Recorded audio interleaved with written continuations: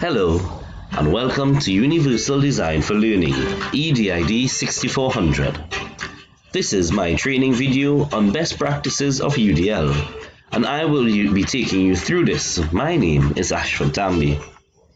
The term Universal Design refers to the movement within architecture and product development to create places or things that are accessible to as many people as possible, including those with disabilities. Things such as curb ramps, video captioning, and speakerphones are examples of universal elements that we see every day. Universal Design for Learning is a research-based framework and a set of principles to provide all students with equal opportunities to learn. UDL calls for proactive design of accessible and usable standards, curricula, instructional methods and materials, and assessments. By using UDL principles in the general education classroom, teachers have the flexibility to create learning situations that are user-friendly and engaging for all learners. Curriculum barriers are reduced, instructional assistance is readily available, and students gain knowledge, skills, and enthusiasm for learning, and their learning is validly assessed. So there are three principles of UDL. The first is to provide multiple means of engagement. This is to tap into diverse learners' interests, challenge them appropriately, and motivate them to learn. Then we have provide multiple means of representation, whereby we give students with diverse learning styles various ways of acquiring information and knowledge. And the third tenet, provide multiple means of action and expression, is to provide diverse students with alternatives for demonstrating what they have learned. So what is multiple means of engagement? It must be purposeful and motivated for learners. It must be real-world, authentic tasks that must be provided for the students. A choice in means of their expression, whether it be a podcast, written, or video. Flexibility in use of tools to access information. Flexible grouping strategies. Instead of trying to place them in groups, let them choose their own groups. And gradual release of responsibility.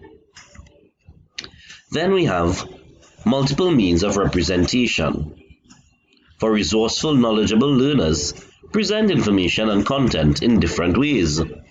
Some of them would like and appreciate a lecture, sending notes via video, or a PowerPoint presentation or a podcast, rather than the normal text.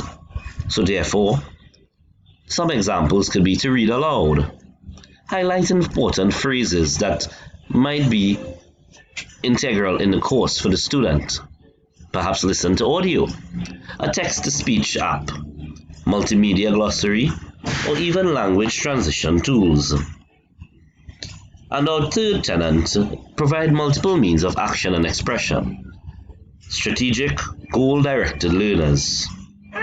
And what does this mean? A physical response options, a pencil, a stylus, a mouse, or expression options, such as their choice of tools that they would like to give or present assignments in.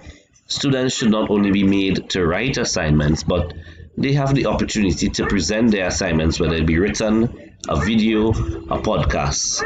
And there should be support tools, spell checkers, or speech to text.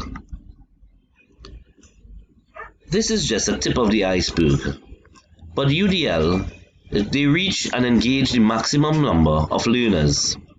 They recognize that students possess different skills, experiences, and learning styles. The principles they emphasize flexible and customizable curricula. And finally, they use multiple modes of presenting content, engaging students, and accessing comprehension. Now that we've finished with this part of the training video, I invite you now to click on the following links as we continue our training session. These links would be self-directed learning, whereby you would be able to do these things on your own time. Then we also have some video links which goes through UDL, its introduction, its uses, and the tenets of UDL. And finally, these are some of the references that I used for this video. So educators know that a one-size-fits-all approach does not work when it comes to designing curriculum, instruction, and student assessment. Not all children learn the same way, not all children express themselves in the same way, and not all children engage in learning in the same way. Students come to the classroom with a variety of needs, skills, talents, interests, and learning styles. For many learners, the typical curriculum is littered with learning barriers and roadblocks. In contrast, a universally designed curriculum is responsive to today's diverse classrooms and designed from the outset to meet the needs of the greatest number of students. It allows teachers to choose from a menu of tools and strategies embedded in the curriculum and instructional materials. Curriculum barriers are reduced by the implementation of UDL. Instructional assistance is easily available by the implementation of UDL. Students gain knowledge, skills, and enthusiasm for learning by the implementation of UDL, and their learning is validly assessed. I hope that you have enjoyed this video. Thank you.